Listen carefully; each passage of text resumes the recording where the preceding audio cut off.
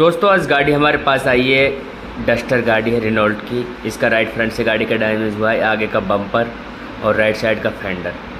थोड़ा नज़दीक से हम आपको दिखा देते हैं। जो बम्पर है वो चेंज करना पड़ेगा और राइट का फेंडर भी इसका चेंज करना पड़ेगा। इस वीडियो में हम आपको पूरा दिखाएंगे गाड़ी को किस टाइप से रिपेयर किया जाता है।